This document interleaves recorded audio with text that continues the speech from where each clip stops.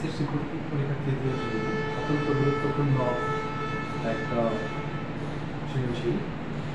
এ স্থানের একটি হ্রদের তলদেশ হতে একটি বায়ু বুদবুদ পানির উপরিতলে আসায় বুদবুদের ব্যাসার্ধ দ্বিগুণ হয়।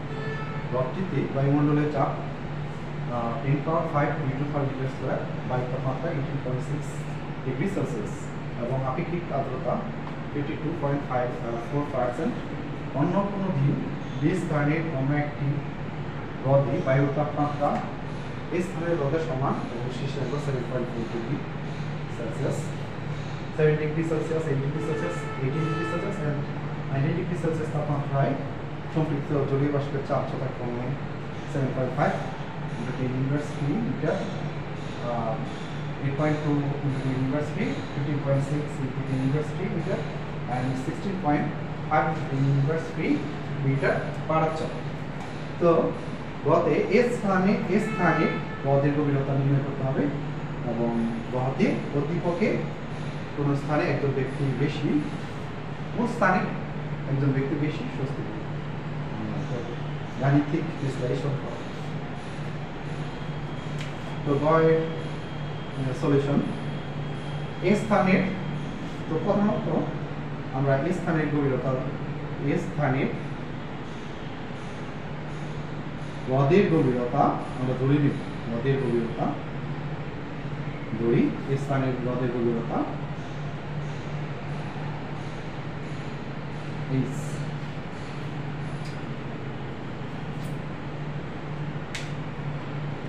এই স্থানের একটি হ্রদের তলদেশ হতে একটি বায়ু বুদবুদ পানির উপরিতলে আসায় বুদবুদের ব্যাসার্ধ দ্বিগুণ হয়ে যায়। তো এই বুদবুদটা কিন্তু পানির তলদেশ থেকে আসছে। তো বুদবুদের প্রাথমিক অবস্থায় বুদবুদের ব্যাসার্ধ মিন্স রেডিয়াস r1। পানির হ্রদের তলদেশের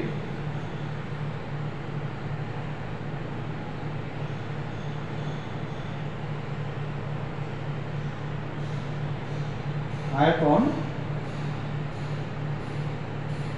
V1 ভলিউম।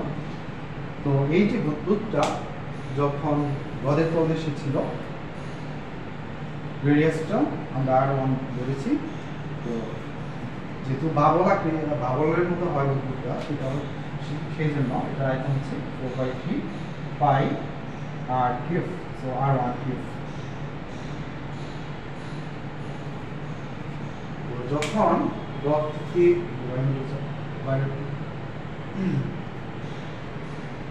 উপরিতলে যখন পানির উপরিতলে যখন আসে, তখন বুদবুদের ব্যাসার্ধটা দ্বিগুণ হয়ে যায়। তাহলে বুদবুদের ব্যাসার্ধ কি হয়ে যায়? দ্বিগুণ হয়ে যায়। পানির উপরিতলে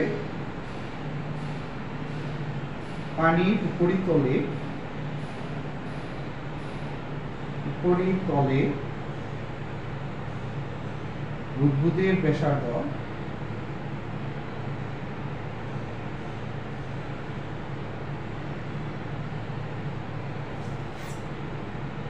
r2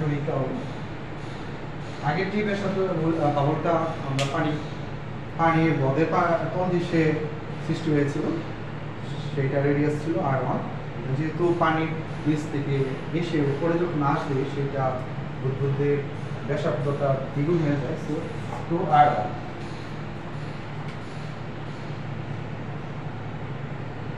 পানির উপরিতলের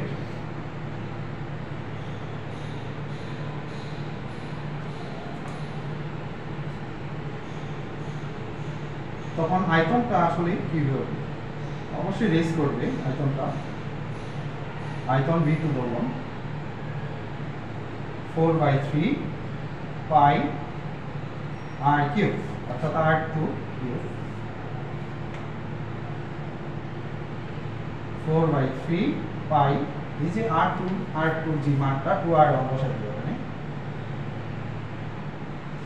সো কি হয়? 4/3 পাই 2 কিউব means 8 r1 কিউব। তো এই 8টা যদি আমরা সামনে নিয়ে আসি, 8 into 4/3 পাই r 4/3 পাই r1 কিউব। সো এইটা কি আমরা 4/3 পাই r1 কিউব, সেটা 4/3 পাই r1 কিউব, সেটা b1 ছিল। কি ছিল? b1। সো এটাকে আমরা যেহেতু এটা ছিল b1 এর আয়তন, তো এটাকে 8b1 আমরা লিখতে পারি। 8b1 লিখতে পারি, 8b1।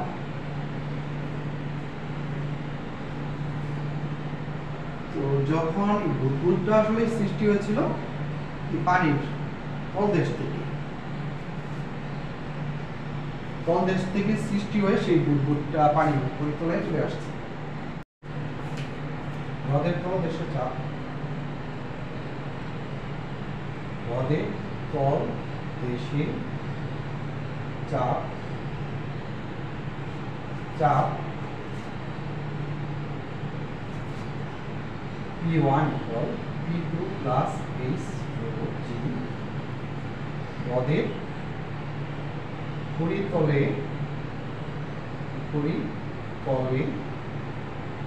চাপ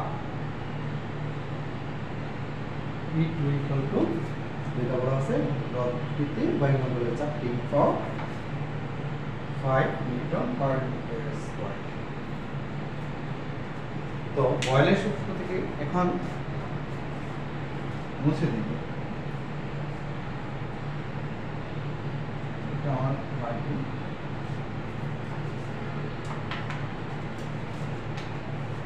আমরা জানি বয়েলের সূত্র থেকে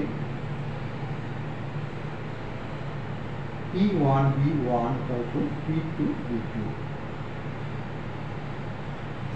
সো এখানে P1 সমান আমরা কি জানি পেয়েছি P2 plus H rho G, B1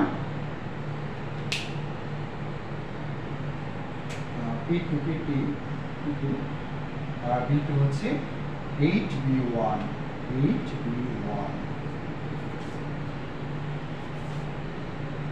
so B1 বই থেকে বই পক্ষে ভাগ করলে B1 দ্বারা P2 plus H rho G equal 8P2।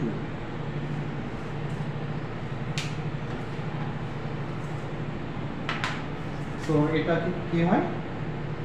8P2 minus P2 equal H rho G, that is 7P2 equal H rho G, and H equal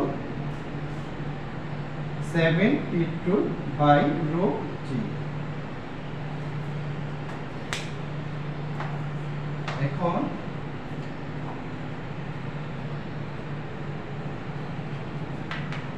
আমরা এই পাশে চলে আসি, H equal 7 into P2 মান হচ্ছে 10⁵ রো পানির ঘনত্ব 1000 আর স্তর 9.8। তাহলে কি হয় ক্যালকুলেশন করলে?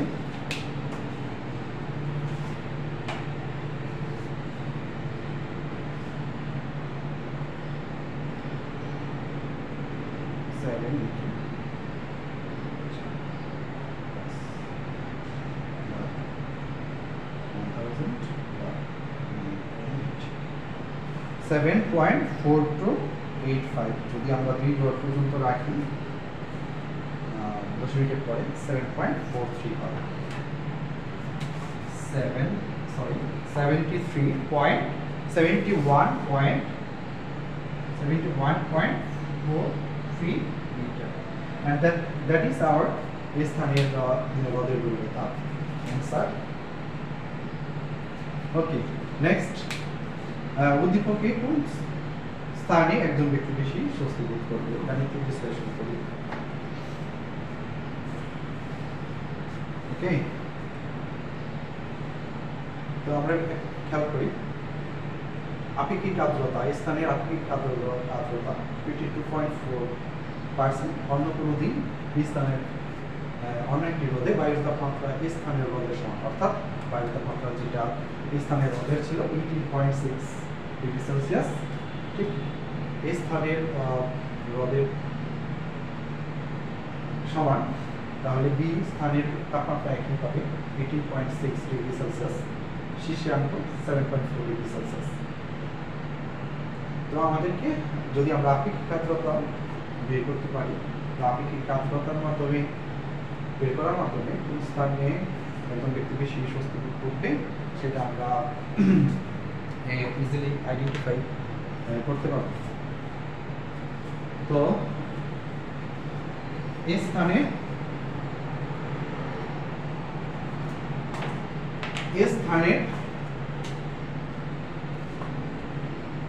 এখানে স্থানের আপেক্ষিক আর্দ্রতা এখানে দেওয়া আছে আমাদের আপেক্ষিক আর্দ্রতা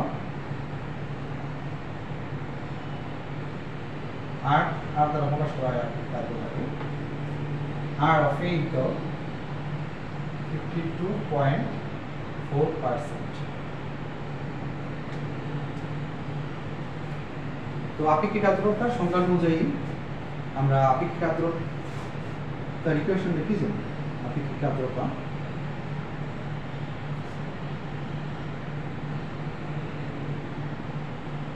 R equal to small f by capital F into 100%. That is our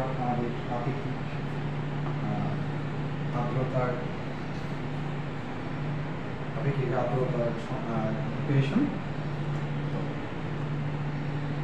small একটা হচ্ছে শিশিরাঙ্কে সম্পৃক্ত জলীয় বাষ্পের চাপ, এবং একটা হচ্ছে ওই তাপমাত্রায় বায়ুর তাপমাত্রায় সম্পৃক্ত জলীয় বাষ্পের চাপ। তো আমরা স্মল একটা বের করি। Small F means 7.4 degree, 7.48, F of 7 যেহেতু আমাদের 7 ডিগ্রি অ্যান্ড 8 ডিগ্রি সেলসিয়াসের সম্পৃক্ত জলীয় বাষ্পের চাপ দেওয়া আছে, সো আমরা 7.4 হওয়ার জন্য 7 লাগে, F of 7, F of 8 minus F of 7, যেটা পার্থক্য 1, সো 1 পার্থক্য যেটা ওইটা দিয়ে ভাগ করতে হয়, অ্যান্ড গুণ হবে 7.4 হওয়ার জন্য, যেহেতু একটা 7 F7 এর সাথে 7.4 হওয়ার জন্য আমার 0.4 দিয়ে গুণ করতে হচ্ছে। আর F8 F7 এর পার্থক্য হচ্ছে 1, যে পার্থক্যটাকে এইটা দিয়ে ভাগ করতে হয়, তাহলে 1 দিয়ে ভাগ করলে 1 হয়, এই 1 এর সাথে 0.4 দিয়ে গুণ করলে হবে 0.4, অর্থাৎ 7 এর সাথে তখন 0.4 7.4 হয়। তো এখন আমরা যে সম্পৃক্ত জলীয় বাষ্পের চাপ 7 এর জন্য যেটা দেওয়া আছে সেটা হচ্ছে 7 into 7.5 into 10 inverse 3, এটা হচ্ছে 8.2 into 10 inverse 3 minus f of 7 হচ্ছে 7.5 into 10 inverse 3 by 1 and 0.4। এটাকে ক্যালকুলেশন করলে আমাদের কি দেবে? সাইন্টিফিক ক্যালকুলেটর হবে ছিল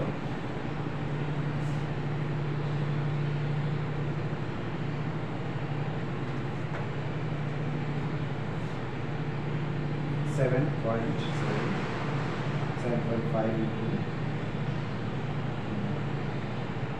10 12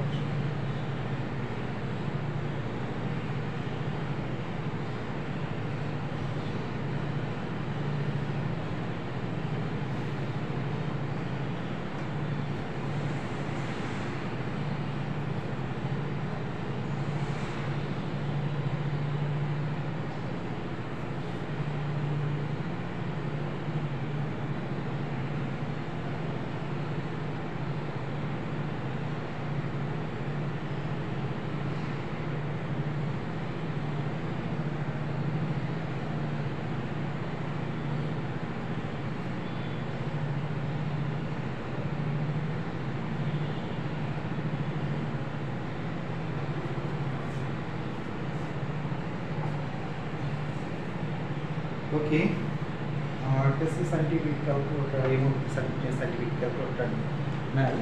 সো এখানে তোমরা এই যে f(7) এর যে ক্যালকুলেশনটা হবে এই ক্যালকুলেশনটা এখানে বসাই দেবে। তো এরপরে যেটা করতে হবে সেটা হচ্ছে ক্যাপিটাল F মিন্স ওই দিন বায়ু তাপমাত্রায় সংযুক্ত জলীয় বাষ্পের চাপ। তো এইটা বের করার জন্য আমরা সেম প্রসেস দেই। এটা তোমরা ক্যালকুলেশন করে বের করে নিবে, এই মানটা আমার লাগবে। ওকে, দেন f of 18.6 তো যেহেতু 18 ডিগ্রিতে সংযুক্ত জলীয় বাষ্পের চাপ দেওয়া আছে এবং 19 ডিগ্রিটাও দেওয়া আছে 16.5 into 10 inverse 3, সো আমরা এটা f80 যোগ উপরে হবে f90 মাইনাস f80 পার্থক্য এক, দুজন এক দিয়ে ভাগ করবো। আর যেহেতু আমার 18.6 বানাইতে হবে f18, তো আমি 0.6 দিয়ে গুণ করলে কিন্তু আমাদের হয়ে যাবে। তো f18 এর মান কিন্তু এখানে সংযুক্ত জলীয় বাষ্পের চাপ 15.6 into 10 inverse 3 meter and 19 এর জন্য 16.5 into 10 inverse 3 minus f18 15.6 into 10 inverse 3 meter and difference 1 and 0.6 দিয়ে করি। তো এটা ক্যালকুলেশন করলে যেটা হবে, তো আমরা যে আপেক্ষিক আর্দ্রতা তখন হতে 20 স্থানের আপেক্ষিক আর্দ্রতা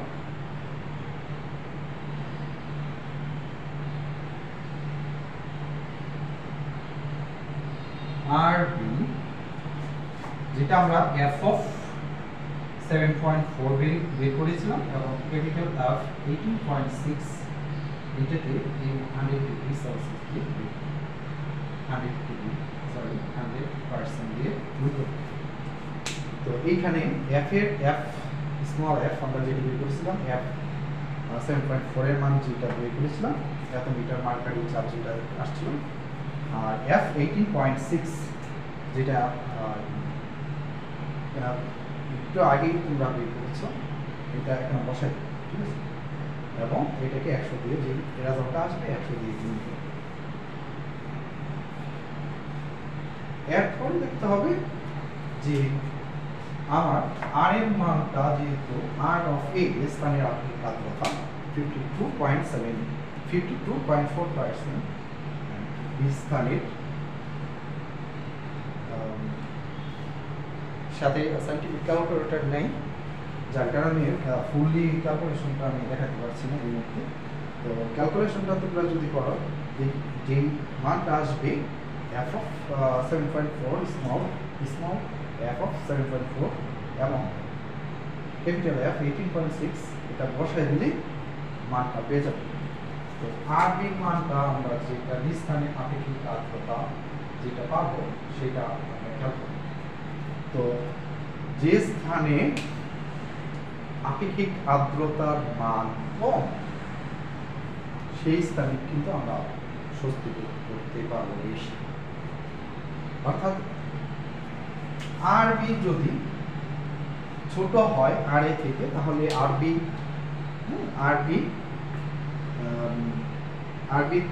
বি স্থানে তখন একজন ব্যক্তি বেশি স্বস্তি বোধ করবে। আর যদি বড় হয় তাহলে ওই স্থানটাতে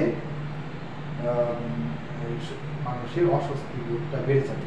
যেখানে আপেক্ষিক আর্দ্রতা বেশি ওইখানে মানুষের অস্বস্তি বোধটা বেশি হয়, যেখানে কম ওইখানে মানুষের স্বস্তি বোধটা ফিল হয় বেশি।